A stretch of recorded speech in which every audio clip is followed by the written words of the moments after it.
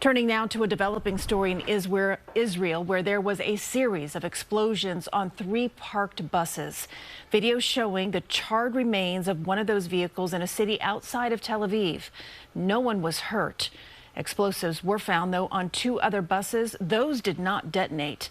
Authorities suspect it was a militant attack. And this explosion, though, does come on the same day that 4 hostages came home in coffins. They include the youngest hostages, the baby Bibas brothers.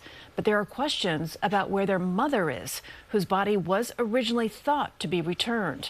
Lori Bordonaro has the latest developments and also how New Yorkers are mourning the hostages. Candles and teddy bears adorn Columbus Circle, Israeli flags waving on this somber night as Israeli supporters mourn the 4 hostages. After more than 500 agonizing days, the coffins carrying the 2 youngest hostages were returned to Israel, 4-year-old Ariel Bibas and his 9-month-old brother Kafir.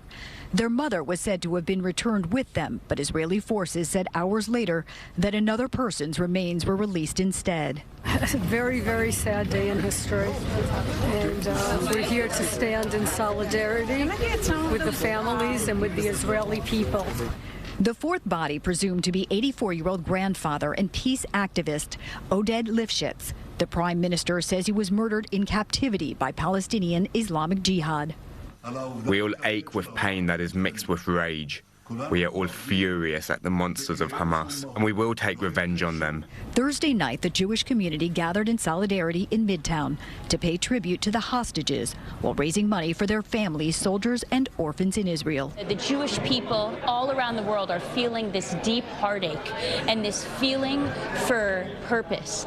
They feel so much pain and sorrow for what we've witnessed. Pain resonating with former hostage Andrei Kozlov, grateful for his second chance after being rescued in June. It's tough sometimes, but the most of the time I feel grateful for that I'm alive, first of all. The Hostage Family Forum says 69 hostages still remain in captivity.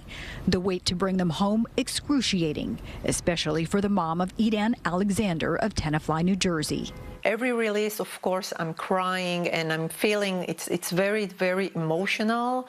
I also cry because it's not Edan, it's not my boy. Hamas is expected to release 6 living hostages on Saturday in exchange for hundreds of Palestinian prisoners. It also says it will release 4 bodies next week, ending the ceasefire's first phase. In Midtown, Lori Bordonaro, CBS News, New York.